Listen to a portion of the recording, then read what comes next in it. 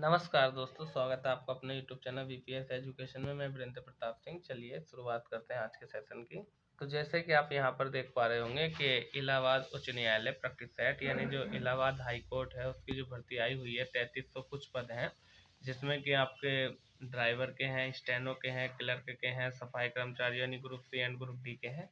तो उन सब का पेपर कैसा आता है, कैसा आएगा, उस पर हम चर्चा करने वाले हैं। तो जैसे हम बात करते हैं सिलेबस की, तो सिलेबस का तो आपको पता ही होगा। इसमें 100 क्वेश्चन आएंगे, 100 ही नंबर के होंगे। 25 का हिंदी आएगी, 25 का जीके, 25 का मैथ और 25 की इंग्लिश, ठीक है ना।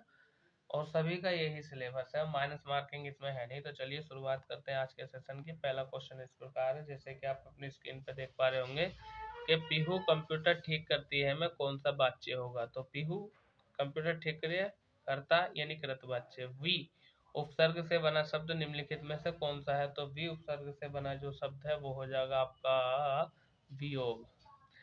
आगे क्वेश्चन नंबर 3 में क्या है, निम्नलिखित में से किस शब्द में एक प्रत्यय का प्रयोग हुआ है। किस शब्द में एक प्रत्यय का प्रयोग हुआ है। तो इसका हो जाएगा सी यानी धनिक। आगे चलते हैं। क्वेश्चन नंबर 4 इस प्रकार है, इसमें कह रखा है कि त्रिलोचन में कौन सा समास है। तो त्रिलोचन की यदि हम बात करें तो इसमें हो जाएगा आपका बहुब्रीहि समास। मतलब 3 नेत्र हैं जिसके लोचन नेत्र यानी अर्थात भगवान शिव। शुद्ध वर्तनी वाले शब्द का चयन कीजिए। तो आपका ए ऑप्शन अंत्याक्षरी ऐसे है, ये ही ठीक है, बाकी सब गलत हैं। अनेक शब्दों के लिए एक शब्द का चयन करिए। लंबे केसों वाली नारी, मतलब वह स्त्री जिसके बाल लंबे हो तो केसिनी कहलाती है। ऑप्शन नंबर ए इसका राइट आंसर। आगे बात करना है क्वेश्चन नंबर 7 की। 7 में कह रखा है कि निम्नलिखित में कौन सा उपसर्ग रहित शब्द है। तो मतलब ऐसा शब्द बताओ जिसमें कि कोई भी उपसर्ग नहीं है। तो वो है आपका सुरेश। राजा का पुत्र में कौन सा समास है। राजा का पुत्र मतलब राजपुत्र, कहने का मतलब यह है तत्पुरुष समास हो गया। शुद्ध वाक्य का चयन करें, मतलब ये 4 वाक्यों में से एक ठीक है, बाकी 3 गलत है लिखे हुए। तो भैंस का दूध ताकतवर होता है, ये वाला वाक्य सही है, बाकी सब गलत है। क्वेश्चन नंबर 10 में कह रखा है के हाथ के पर्यायवाची शब्द बताओ। तो हाथ के पर्यायवाची शब्द ये हो जाएंगे हस्त, कर्ण और पाणी। आगे चलते हैं अगले क्वेश्चन तरफ। क्वेश्चन नंबर 11 की अगर हम बात करें तो इसमें कह रखा है 11 में कि गंगे गंगोदय का संधि विच्छेद बताओ, यानी गंगा प्लस उदय। क्वेश्चन नंबर 12 में कह रखा है कि स्पिल द वेनस का अनुवाद, मतलब ये जो अंग्रेजी में दिया है स्पिल द वेनस, इसका हिंदी में अनुवाद करना है। यदि हिंदी में अनुवाद की मैं बात करूं तो रहस्य उजागर कर देना, ये हो जाएगा। हिमकर और मृगांक पर्यायवाची हैं किसके, ये बताना हमें क्वेश्चन नंबर 13 में। तो ये पर्यायवाची आपके चंद्रमा के, ठीक है। क्वेश्चन नंबर 14 की यदि मैं बात करूं तो इसमें कह रखा है कि कौन सा विकल्प विलोम युग्म है। मतलब ऐसा कौन सा विकल्प है जिसमें विलोम युग यानी थोक और फुटकर। Option number D. इनमें से कौन सा शब्द ओड़ा प्रत्यय का बना शब्द है। मतलब ओड़ा प्रत्यय से कौन सा शब्द बना है, ये हमें बताना क्वेश्चन नंबर 15 में। तो हसोड़ा। आगे बात कर रहे हैं हसोड़ा। निम्नलिखित में से कर्ता में एक वचन का बहुवचन बताओ, यानी जो मैं है ना, मैं, ये इसका हमें बहुवचन बताना है। तो इसका हो जाएगा हम। आगे कहना है क्वेश्चन नंबर 17 में कि इनमें से कौन सा शब्द तत्सम है, ये बताना हमें तत्सम शब्द कौन सा है। तो देखिए क्वेश्चन नंबर 17 की अगर मैं बात करूं तो इसमें पक्वन तत्सम शब्द है, बाकी सब तद्भव है। निम्नलिखित में से कौन सा भिन्नार्थक शब्द नहीं है। मतलब कौन सा भिन्नार्थक शब्द नहीं है, ये हमें बताना। क्वेश्चन नंबर 18 की अगर मैं बात करूं तो इसका सही आंसर हो जाएगा ऑप्शन नंबर बी यानी रोटी और चपाती। क्वेश्चन नंबर 19 की बात कर रहे हैं। 19 में कह रहा है द्विज शब्द में अर्थ बताओ। तो द्विज का अर्थ क्या होता है, ये हमें बताना। क्वेश्चन नंबर 19 की बात कर रहा है। तो ब्राह्मण, क्षत्रिय, अंडज, चंद्रमा, पक्षी, दंत, मतलब ये सभी। ऑप्शन नंबर डी इसका राइट आंसर हो जाएगा। आगे बात कर रहे हैं क्वेश्चन नंबर 20 की। क्वेश्चन नंबर 20 में ये कह रखा है कि एक सेकेंड, पक्ष शब्द क्या है। मतलब जो पक्ष शब्द है इसका हमें अर्थ बताना है। तो पक्ष जो है ये मतलब तत्सम शब्द है। कर्ता लिंग वचन कारक आदि के अनुसार बदले जाते हैं। मतलब कहने का मतलब ये है कि जो मुहावरे होते हैं ना, मुहावरे, ये कर्ता लिंग वचन कारक के साथ बदले जाते हैं। आगे चलिए, अगला क्वेश्चन ये रखा कि 22 से लेकर के 25 तक, क्वेश्चन नंबर 22 से 25 तक गद्यांश को ध्यानपूर्वक पढ़िए तथा प्रश्नों के उत्तर दीजिए। देखो ये गद्यांश है, ये स्क्रीनशॉट ले लो इसका, जल्दी से लो स्क्रीनशॉट। और देखो आगे, स्क्रीनशॉट ले लो इसका, ले लिया? अब क्वेश्चन देखो, ये क्वेश्चन दिए इसके 22, 23, 24, 25 कर लेना, ठीक है।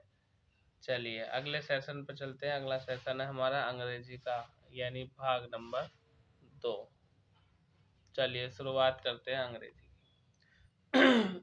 इसमें कह रखा है क्वेश्चन नंबर 26 में कि fill in the blank with the suitable answer by choosing the best alternative. यानी कहने का मतलब ये है कि ये जो वाक्य दिया है, इस वाक्य में हम बात कर रहे हैं द वर्ड यानी doctor belong to gender.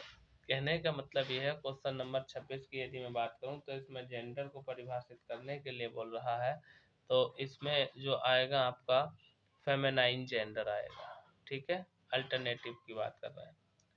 Question number 26 का डी आंसर, सॉरी 26 है, अरे हाँ हाँ हाँ सॉरी, रुक जा, डॉक्टर, ये जो डॉक्टर ना, डॉक्टर का जेंडर बताना मतलब देखो डॉक्टर स्त्री भी हो सकती है, डॉक्टर स्त्री भी हो सकती है, पुरुष भी हो सकता है, तो इसका कॉमन नाउन होगा, ठीक है ना, ये हो जाएगा आपका, ठीक है।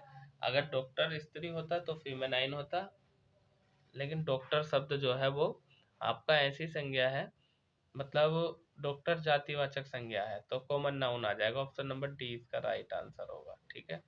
चलिए आगे बात कर रहे हैं क्वेश्चन नंबर 27 के। 27 में क्या रखा है कि fill in the blank with the suitable pronoun given below each sentence. यानी प्रोनाउन का प्रयोग करना, हमें ये दिया है he is as good as.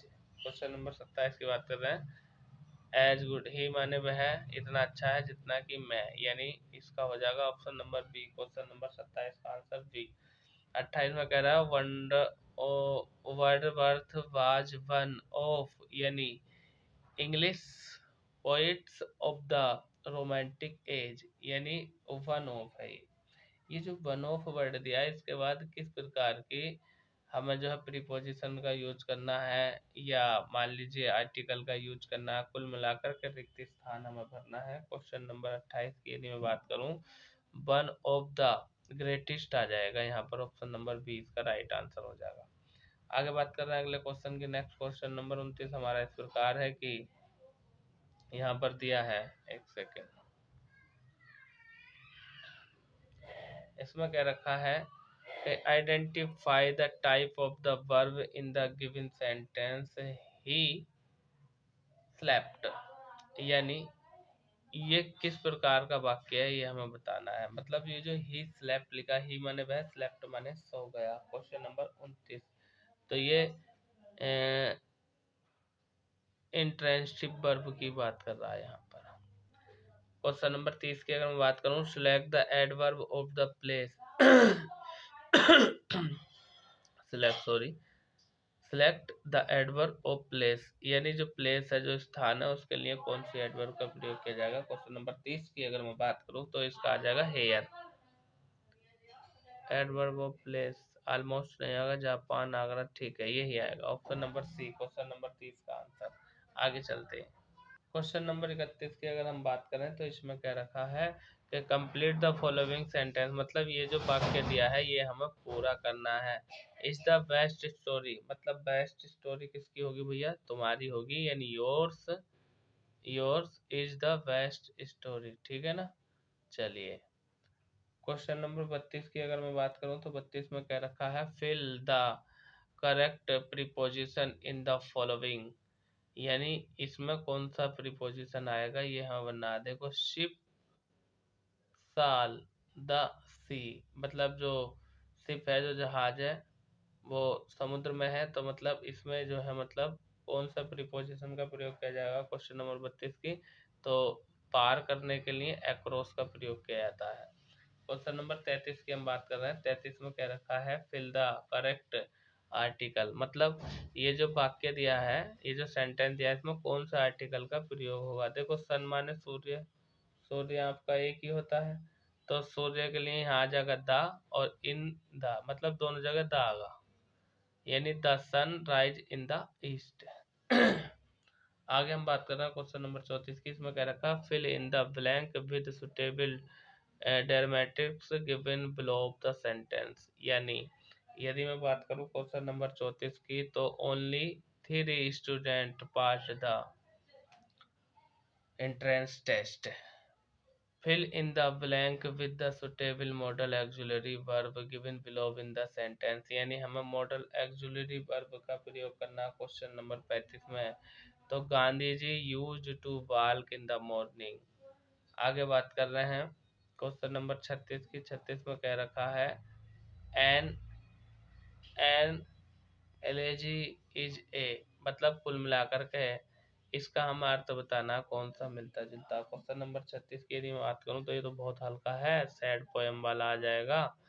ये कह रहे हैं change the following into passive voice, मतलब ये जो वाक्य दे रखा है ये एक्टिव में दे रखा है, हमें पैसिव में बदलना है। Do not insult your elders, अपने बड़ों की बेइज्जती नहीं करनी चाहिए। क्वेश्चन नंबर 37 की बात कर रहे हैं, तो क्या हो जाएगा इसमें, option number C, let your elders not be insult by you.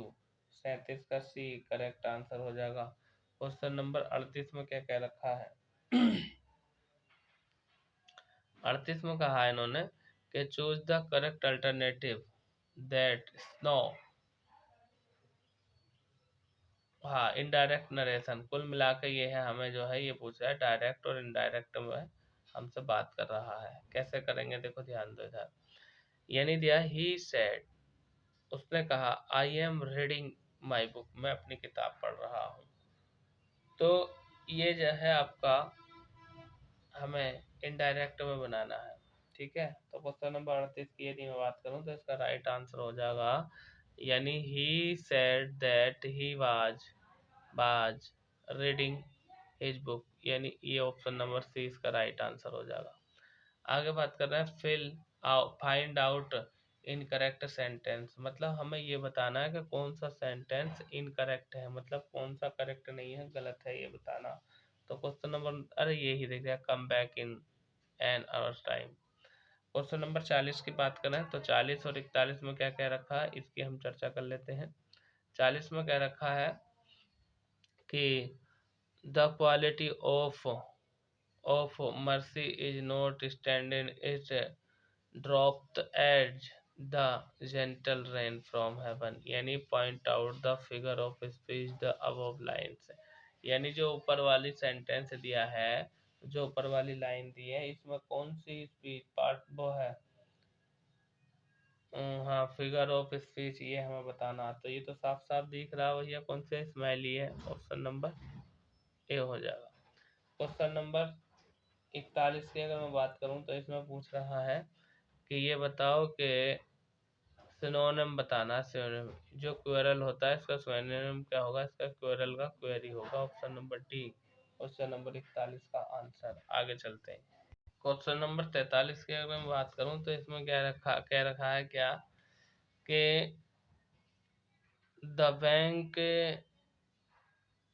Refuge the payment because the queues, यानी इसमें से पढ़कर इसका आंसर देना, देख लेना भैया, हो जाएगा, ठीक है। क्वेश्चन नंबर 43 में ये कह रखा है,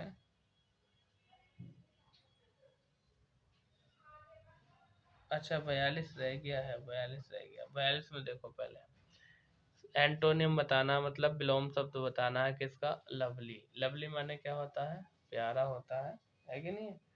तो इसका क्या होगा, ये हो जाएगा, टाल हो जाएगा। क्वेश्चन नंबर 42 का ऑप्शन नंबर ए हो जाएगा। आगे देखो इसमें क्या रखा है, क्वेश्चन नंबर 43 में, in the question given the below each sentence has one or the two words below are placed your alternative from which you have to select the correct from the word from the यानी कहने का मतलब ये है इससे relative सही शर्त बताना है। क्वेश्चन नंबर 43 की यदि हम बात करें तो देखो क्वेश्चन नंबर 43 का जो राइट आंसर होगा वो ये होगा, ठीक है ना, प्रीडेटेड। पढ़ लेना एक बार क्वेश्चन को। आगे बात करते हैं क्वेश्चन नंबर 43 की। Pick out the incorrectly spelled, मतलब कौन सा इनमें ऐसा है जो इनकरेक्टली स्पेल्ड है, जिसकी स्पेलिंग ठीक नहीं है, वो वाला ढूंढना, मतलब इनकरेक्ट स्पेल्ड वाला ढूंढना हमें। क्वेश्चन नंबर 44 की यदि मैं बात करूं तो ऑप्शन नंबर सी इसका राइट आंसर हो जाएगा। और वहीं हम बात करें तो इनकरेक्टली स्पेल्ड इसमें पूछा क्वेश्चन नंबर 45 में, ऊपर वाले में से छांट कर दे देना, ठीक है ना। तो क्वेश्चन नंबर 45 का आंसर भी ऑप्शन नंबर सी ही हो जाएगा, ये है। आगे हम बात कर रहे हैं क्वेश्चन नंबर 46 से लेकर के 50 तक। ये कह रहा है कि भैया पैसेज दिया है, इस पैसेज को ध्यानपूर्वक पढ़ो और नीचे वाले क्वेश्चन के आंसर दो, ठीक है ना। देखो यहाँ से देखो, स्क्रीनशॉट लो जल्दी से। ले लिया स्क्रीनशॉट? जल्दी स्क्रीनशॉट लो इसका। आगे देखो, अब स्क्रीनशॉट लो जल्दी से। ले लिया? चलिए अब क्वेश्चन देख लो। 3 क्वेश्चन ये हैं, जल्दी देख लो। अगले 3 क्वेश्चन देखना। अगले 3 क्वेश्चन ये इन्हें देख लो, ठीक है। पैसेज है, देखो छांटने में टाइम लगता है, इसलिए वीडियो ज़्यादा लंबा ना हो। आगे हम बात कर रहे हैं अगले सेशन की। सेशन नंबर 3 है हमारा, और वो है जीके जीएस का, मतलब सामान्य ज्ञान। यदि हम बात करें तो पहला ही क्वेश्चन ये है, बांग्लादेश की स्थापना कब हुई थी? Question number 51। 1971 में हुई थी। इंदिरा गांधी, यानी आयरन लेडी के नाम से जानी गई इस समय, इंदिरा गांधी ने मदद करी थी। शेख मुजीबुर रहमान, जो कि बांग्लादेश का पिता कहा जाता है, राष्ट्रीय पिता। जातीय सजातीय उत्पाद का लक्षण है। सजातीय, एक मिनट भाई, सजातीय उत्पाद एक लक्षण है किस चीज का, ये हमें बताना है क्वेश्चन नंबर 52 में। तो यह है पूर्ण प्रतियोगिता बाजार का। किन 2 नदियों का उद्गम स्थल अमरकंटक से होता है? तो भैया अमरकंटक से जिन 2 नदियों का उद्गम होता है वो नर्मदा और सोन नदी, option number C. Question number 54, विश्व की सबसे बड़ी ताजे पानी की झील कौन सी है? तो विश्व की सबसे बड़ी ताजे पानी की झील है सुपीरियर झील, यानी सुपर, ठीक है। आगे बात कर रहे हैं क्वेश्चन नंबर 55 की। 55 में कह रखा है, दादा भाई नौरोजी के अनुसार स्वराज्य का अर्थ क्या है? तो दादा भाई नौरोजी के अनुसार है इसका स्वशासन, ऑप्शन नंबर बी। जनसंख्या का अध्ययन क्या कहलाता है? क्वेश्चन नंबर 56 की बात कर रहे हैं, तो डेमोग्राफी जनसंख्या का अध्ययन कहलाता है। पृथ्वी का विषुवतीय व्यास कितना है, ये हमें बताना है क्वेश्चन नंबर 57 में। तो 12,756 किलोमीटर है। तीरंदाजी किस देश का राष्ट्रीय खेल है? क्वेश्चन नंबर 58 की यदि मैं बात करूं तो ये फ्रांस का राष्ट्रीय खेल है। आगे चलते हैं।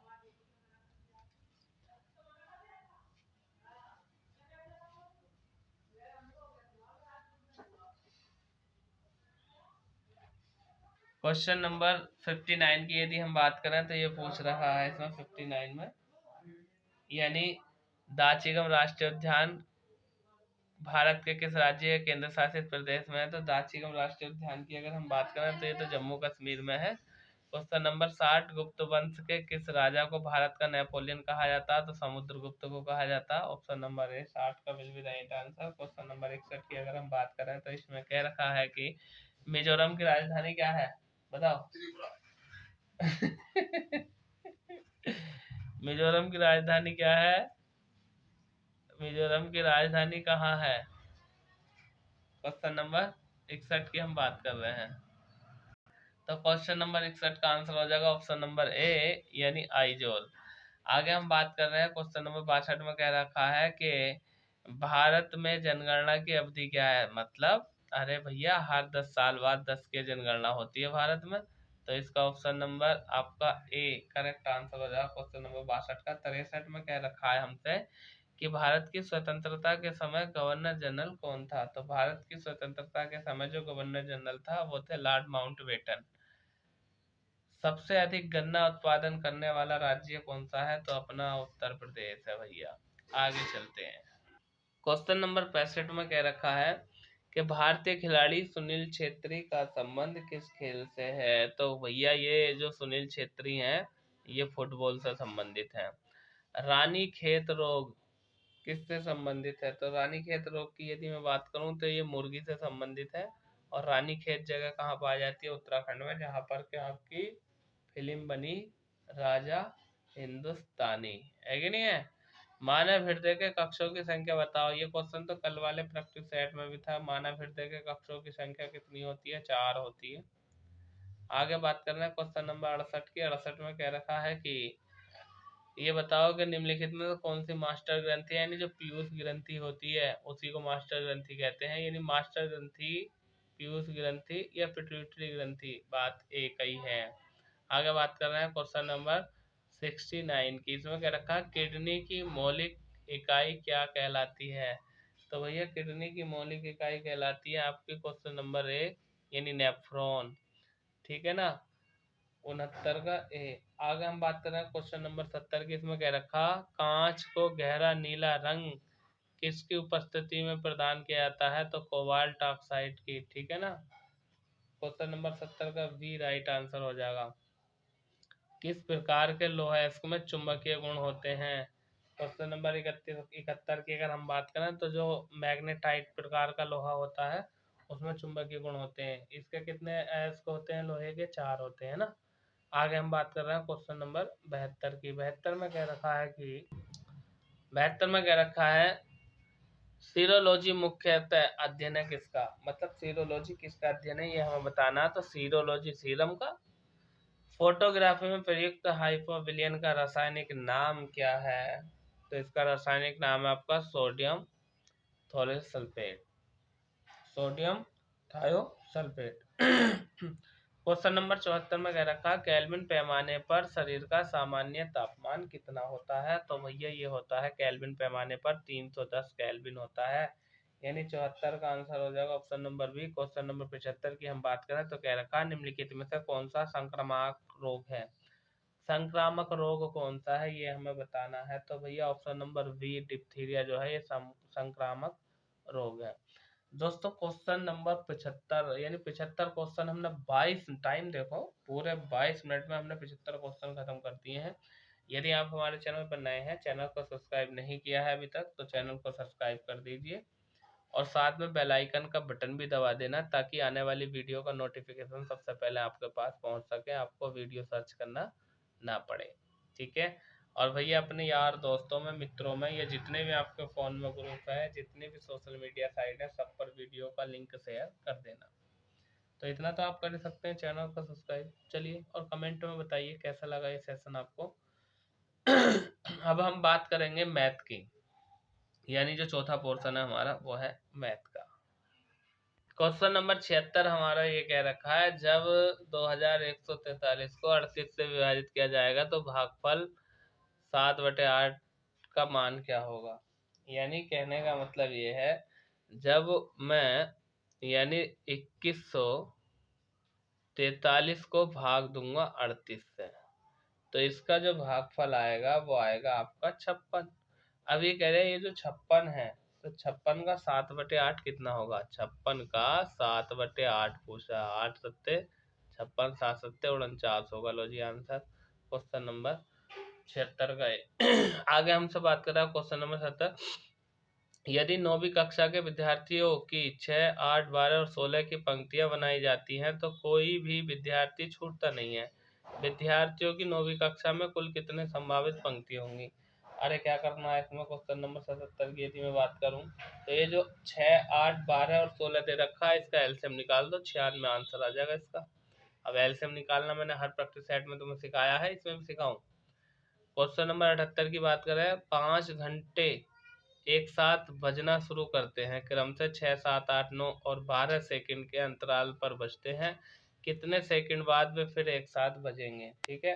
क्वेश्चन नंबर 78 की यदि मैं बात करूं तो भैया इसका भी आप एलसीएम निकाल दो, किसका?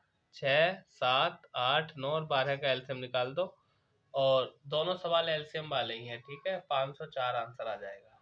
क्वेश्चन नंबर 79 में कह रखा है यदि 3 की घात x बराबर 5 की घात y और बराबर 75z हो तो z का मान एवं x y के पदों का क्या होगा?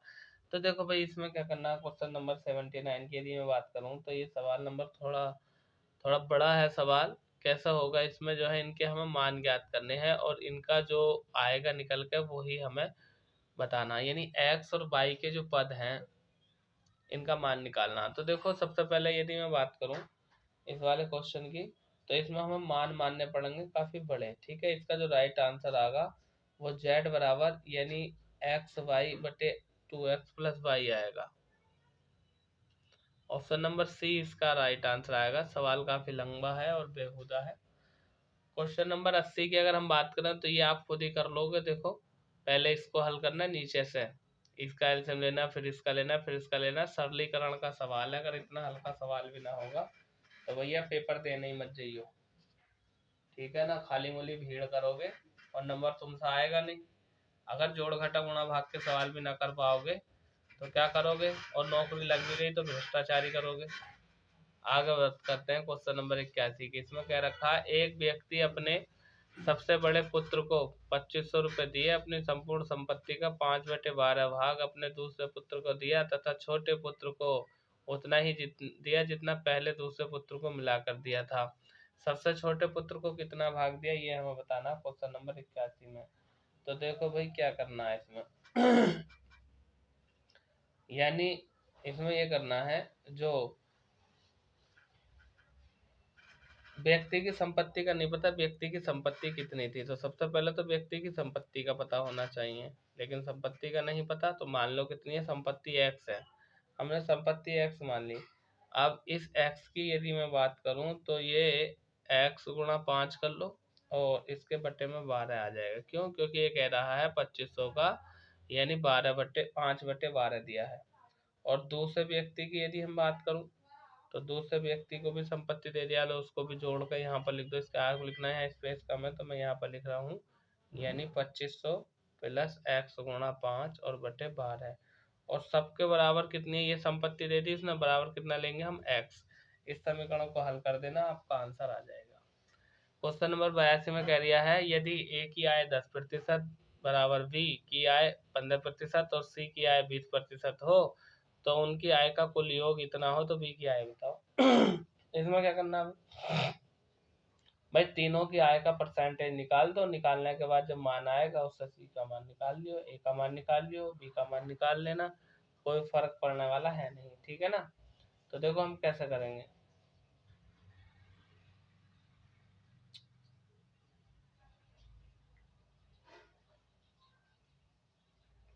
ये कह रखा है आय कितनी दी है 78। जब मैं ए का 10% के फ्रैक्शन निकालूंगा, बी का 15% के फ्रैक्शन निकालूंगा, सी का 20% के फ्रैक्शन निकालूंगा, तो कुल मिलाकर के मेरे पास अनुपातिक योग करने के अनुसार ये आ जाएगा यानी 6x प्लस के 4x और प्लस के 3x और बराबर कितना है 78,000, ठीक है ना। बराबर 78 दे रखा है ये। अब मैं क्या करूँगा, इन सबको जोड़ दूंगा और जोड़ने के बाद यहाँ से हल करके आंसर निकाल दूंगा। देखो 6 4 और 10 3 13 यानी 13x और बराबर कितना हो गया 78। 13 13 13 छंग 78 यानी x का मान कितना आ गया 600 आ गया x का मान। हमसे किसका पूछ रहा है, हमसे पूछ रहा है ये कि b की आय कितनी है। b की कितनी है, ये है b की आय हमने कितनी मानी है 4x। तो मैं क्या करूँगा, अब हम ये करेंगे यानी 4x यानी 600 गुणा 4 तो कितना आ जाएगा 2400। अब देख लो 2400 कितना, ऑप्शन नंबर सी आपका राइट आंसर हो जाएगा। आगे चलते हैं। क्वेश्चन नंबर 83 में कह रखा का प्रतिशत बताओ। अरे भैया 0.00 इसका प्रतिशत बताना हमें, तो बहुत हल्के से हो जाएगा, ठीक है। ये तो क्वेश्चन नंबर 83 की यदि मैं बात करूँ तो इसका राइट आंसर हो जाएगा 10%। 84 में कह रखा 11 संख्याओं का औसत 36 है। तो देखो कैसे करोगे, 11 गुणा 36 कर लेना। जबकि इनमें से 9 संख्याओं का औसत 34 है, 9 गुणा 34 कर लेना। यदि दो संख्याओं का अनुपात इतना हो तो लघुत्तम समापवर्ती बताओ। वेरी सिंपल, आराम से हो जाएगा। 85 में कह रहा है एक पुस्तकालय में कहानियों की पुस्तकों की, ये क्वेश्चन कल वाले प्रैक्टिस सेट में भी कराया भैया, कल वाला प्रैक्टिस सेट देख लेना, सेम यही है, रिपीट हो गया है, ठीक है। आगे हम बात कर रहे हैं क्वेश्चन नंबर 86 की, ये भी रिपीट हो गया, कल वाले प्रैक्टिस सेट में है, देख लेना इसको। क्वेश्चन नंबर 87 की बात करते हैं। 87 में क्या रखा है, ए ने बी को 4800 रुपये में एक कंप्यूटर बेच दिया जिससे उसे 20% की हानि हुई। बी उसे सी को किस कीमत पर बेचता है कि ये 15% का लाभ होता है। बी को कितने का लाभ हुआ ये बताना हमें। क्वेश्चन नंबर 87 की हम बात कर रहे हैं। तो देखो कंप्यूटर का क्रय मूल्य निकालो। कंप्यूटर क्रय मूल्य कितना है? क्रय मूल्य इसने कह रखा है 4800 रुपये है। ठीक है, तो सबसे पहले हम यदि बात करें तो कंप्यूटर का क्रय मूल्य निकाल लो, यानी 48 गुना 100/80, यानी ए ने जो कंप्यूटर खरीदा, ए ने, तो 4800, 2 जीरो लगाएंगे, गुणा 20% की हानि पर उसने बेच दिया था, यानी 100/80। अब जब मैं इसे हल करूंगा ये, तो 8 छंग 48, कुल मिलाकर के मेरा आ जाएगा 6000 रुपये। ए ने जो है 6000 रुपये का कंप्यूटर खरीदा था और 4800 रुपये का बेच दिया। अब बी ने जो बेचा था, वो बेचा था बी ने, कहाँ गया, हाँ, 15% के हिसाब से बेचा था। तो बी का विक्रय मूल्य निकाल लो। अब बी का विक्रय मूल्य जो निकालूंगा मैं, ये हो जाएगा आपका 6000 और 15% मतलब 115 और सबके बटे 100। ठीक है, तो इसका राइट आंसर आ जाएगा 6900।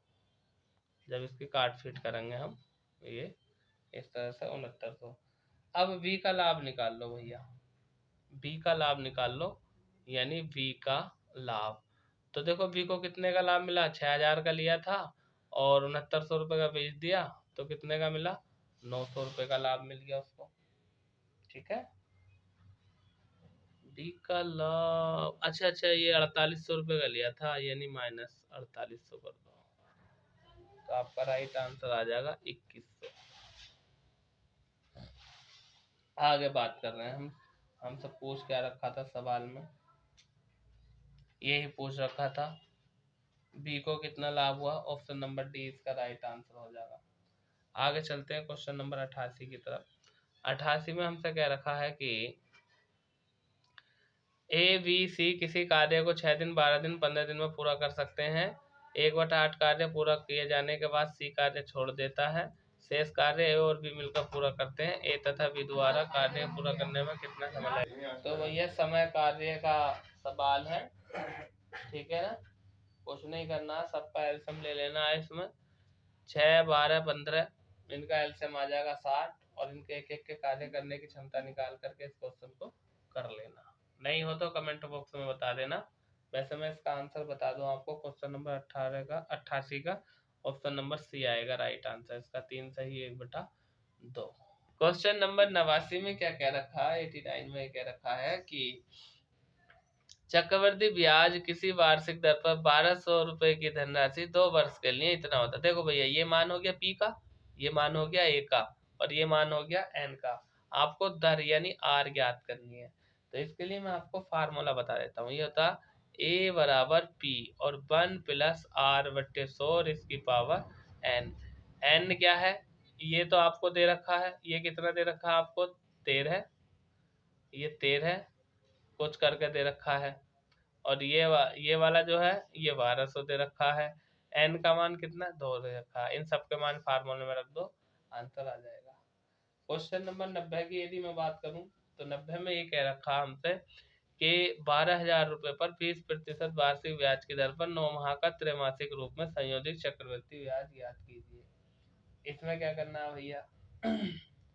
यदि हम बात करें तो इसमें हमसे ब्याज पूछ रहा, चक्रवृद्धि ब्याज, तो इसके लिए भी फार्मूला लगा दो। इसके लिए फार्मूला लगेगा P इक्वल टू, यानी 1 प्लस आर बटे 100, ये लगेगा, और इसके पावर आ जाएगी टी। टी मतलब समय, माइनस के 1 और ये कर देना लो।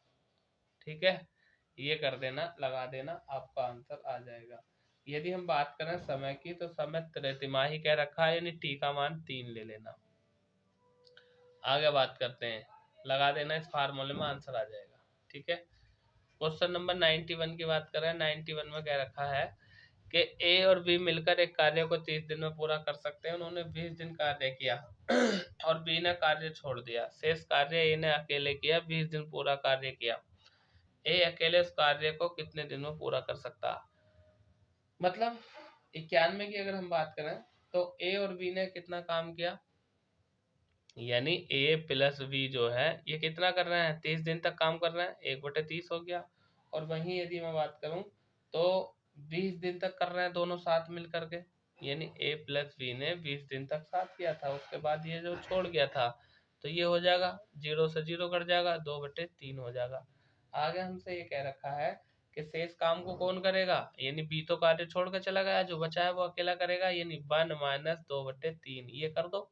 अरे एलसीएम ले लो इसका, 3 3 एकन 3 हो गया और माइनस के 2, कुल मिलाकर के 1/3 आ गया। अब ये 1/3 काम को कौन करेगा, बी करेगा, यानी 1/3 काम को करने में अब समय कितना लगेगा, इसकी हम बात करें तो समय लगेगा इसमें आपका, यानी 1/3 1/3 सही है, सही है, सही। 1/3 का मतलब होता है तिहाई, यानी 1/20 गुणा 3, तो 20×60, ये आंसर आ जाएगा आपका, 60 दिन लगेंगे। आगे हम बात कर रहे हैं क्वेश्चन नंबर, इसमें क्या रखा है 92 और 93 में, ये तो बहुत इजी सवाल है। ये जो पाई चार्ट दे रखा है ना, इसमें से देख करके हम आंसर लगाने हैं। इधर प्रत्येक कामगार को दिया गया दैनिक वेतन का भुगतान है, इधर कामगारों की संख्या है, ठीक है, यानी इसमें से देख करके हम आंसर लगाने। अगर मैं बात करूं क्वेश्चन नंबर 92 की, तो 92 में कह रखा है कि उन कामगारों की संख्या कितनी है जो दैनिक भुगतान 20 रुपए करते हैं, ठीक है, तो दैनिक भुगतान ऑप्शन नंबर सी, ठीक है, ये दे रखा 20 रुपए कौन कर रहे हैं, 20 ही कर रहे हैं। क्वेश्चन नंबर 93 की अगर हम बात करें तो 93 में ये पूछ रहा है, क्या पूछ रखा है कि 9 कामगार वाले समूह को दिया गया कुल कितना दैनिक भुगतान कितना है, तो 9 वालों की यदि हम बात करें तो बी है, यानी 315, देख लो कहाँ है 9, 9 का ये है 9 और ये चलिए 35, 315 आ जाएगा। चलिए आगे हम बात करते हैं क्वेश्चन नंबर 94 की, क्या कह रखा है 94 में।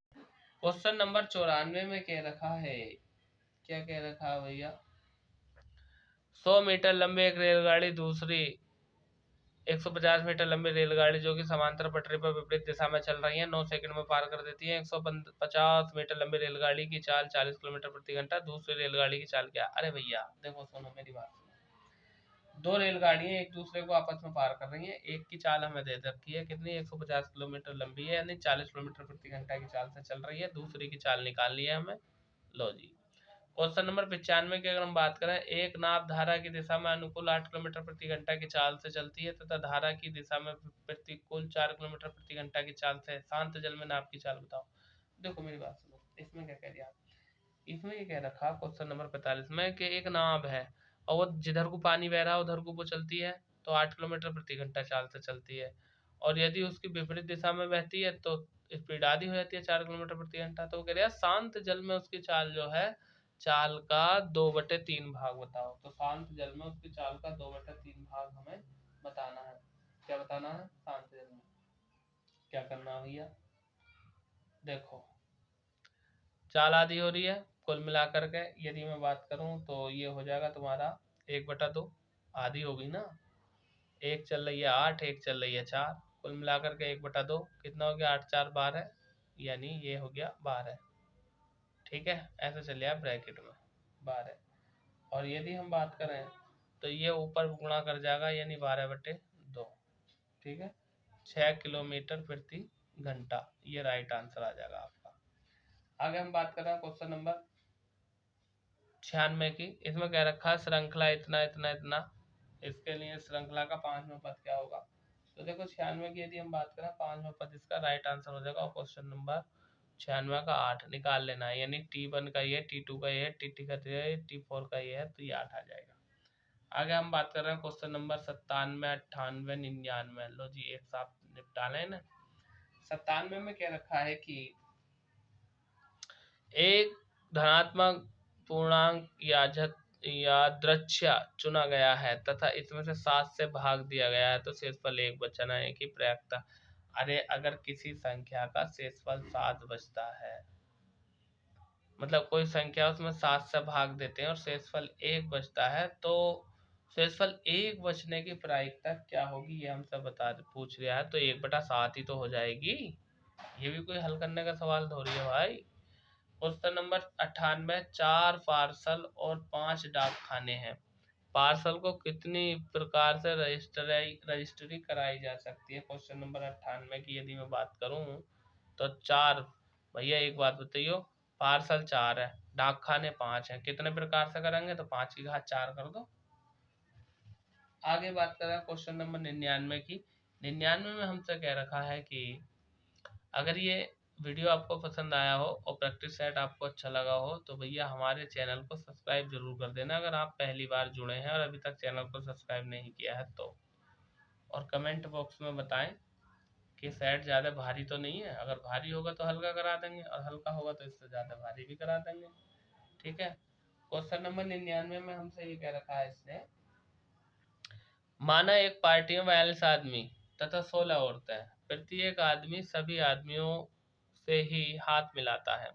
प्रत्येक औरत सभी औरतों से हाथ मिलाती है। कुल हस्त मिलापों की अधिकतम संख्या कितनी होगी? अरे भाई इसमें क्या करना है, देखो क्वेश्चन नंबर 99 की यदि मैं बात करूं तो आदमी आदमियों से हाथ मिलाते हैं, औरतें औरतों से हाथ मिलाती हैं। आदमी कितने हैं? 42 हैं। औरतें कितनी हैं? 16 हैं। ठीक है ना। तो कुल मिला करके यदि हम बात करें तो हाथ मिलाने की प्रायिकता पूछ लिया, संज्ञा पूछ लिया, तो पहले हम आदमियों के हाथ निकाल फिर औरतों के। अजब बहारों की तो देखो आदमियों की यदि हम बात करें, मतलब जो 42 है, 42 आदमी है, हाथ मिला रहे हैं, कितनी बार मिलाएगा? एक आदमी 2 बार हाथ मिलाएगा। तो यानी मैं कैसे कर दूंगा, यानी 42 आदमी है, एक आदमी बच जाएगा और बटे में आ जाएगा आपका 2 गुणा 1। कुल मिलाकर के जब मैं इसको हल करूंगा तो हल करने के बाद मेरा आंसर आ जाएगा 120। अब हम औरतों की बात कर रहे हैं, तो औरतें कितनी है? 16, हाथ मिला रही है एक दूसरे से, तो ये हो जाएगा 16, एक कम ले लेते हैं संख्या, 15/2, तो इसका आंसर आ जाएगा आपका, इसका 120 आएगा, ये वाला आएगा 861, ये 861 आएगा। अब ये कह दिया दोनों ने जब हाथ मिलाए तो कितनी बार मिलाए, तो भैया 861 में 120 जोड़ दूंगा, और जोड़ के जब हम बात करें 0 और 1 1 आ गया, 6 और 2 8 आ गया, 8 और 1 9, 981 आंसर आ जाएगा आपका। देख लो option number A. Question number 100 आप करने के बाद आपको जो है कमेंट बॉक्स में इसका आंसर बताना है। आपको ये बताना क्वेश्चन नंबर 100 का आंसर क्या आया, मैं नहीं बता रहा, ठीक है, आपको ही बताना है। तो दोस्तों मैं वीरेंद्र प्रताप सिंह लेता हूँ आपसे विदा। नेक्स्ट प्रैक्टिस सेट में नेक्स्ट वीडियो में फिर शामिल होंगे, तब तक के लिए शानदार जबरदस्त जिंदाबाद, धन्यवाद।